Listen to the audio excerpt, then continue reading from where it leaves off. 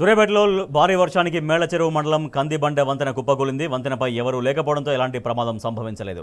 ఈ వంతెన కూలిపోవడంతో మేళ్లచెరువు కోదాడ మధ్య రాకపోకలు పూర్తిగా నిలిచిపోయాయి.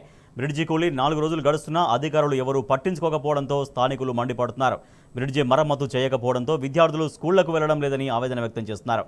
ఇప్పటికైనా అధికారులు త్వరగా స్పందించి బ్రిడ్జి నిర్మాణ పనులు చేపట్టాలని స్థానికులు కోరుతున్నారు.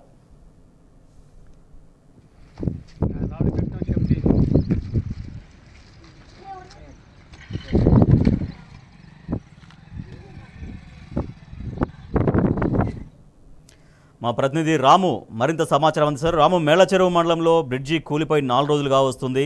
అయినా కూడా ఎందుకు అధికారులు స్పందించడం లేదు?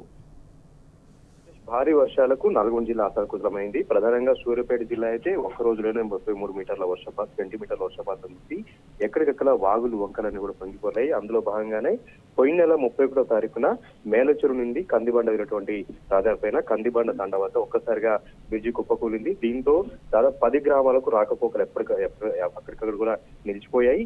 మేళ్లచెరువు నుంచి కోదాడ నుంచి హుజనగర్ వెళ్ళినటువంటి వాహనాలన్నీ కూడా ఎక్కడికక్కడ నిలిచిపోవడం జరిగింది.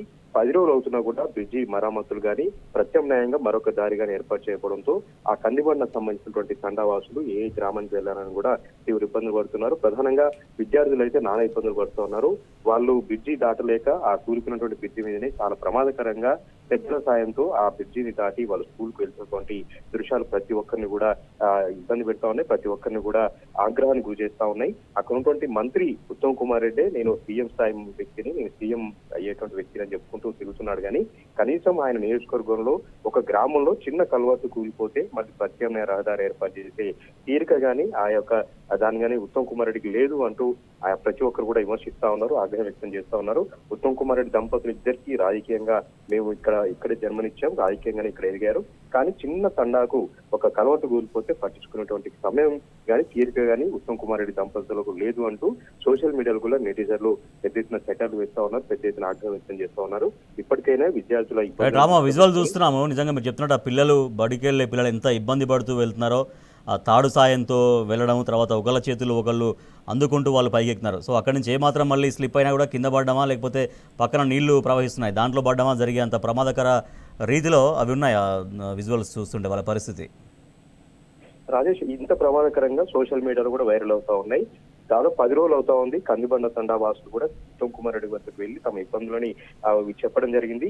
వెంటనే బ్రిడ్జి నిర్మాణం చేస్తానని హామీ ఇచ్చినప్పుడు కూడా కనీసం ప్రత్యామ్నాయంగా ఆ వెంట మట్టి పోసి మట్టి కట్ట లాంటి నిర్మాణం కూడా ఇప్పటివరకు చేయకపోవడంతోనే ఆగ్రహం వ్యక్తం చేస్తా ఉన్నారు. పెద్దలంటే ఏదో రకంగా కిందిగా నీళ్ళ మీదుగా వెళ్తూ పొలాల మీదుగా వెళ్తున్నారు.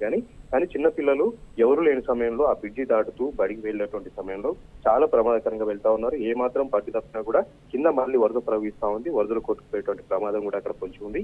ఇదేది కూడా పట్టించుకోవట్లేదు, అధికారులు ఎవరు పట్టించుకోవట్లేదు.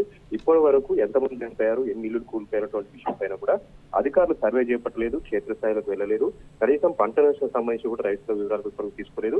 ఇలాంటి బ్రిడ్జి కూలిపోయిన చోట్ల కూడా ఏ ఒక్క అధికారులు కూడా వచ్చి అక్కడ ప్రత్యామ్నాయ చర్యలు కానీ నష్ట నివారణ చర్యలు చేపట్టేదని కూడా హుజనగర్ గ్రామస్తులు, హుజనగర్ నియోజకవర్గ ప్రజలు అయితే ఆగ్రహం వ్యక్తం చేస్తా ఉన్నారు. ఈ కందిబండ సంబంధించినటువంటి తండావస్తులు అయితే రోజు ఇదే రకంగా నానా రకాలుగా ఇబ్బందులు పడుతూ ఉన్నారు. Rajesh, right, thank you Ramu.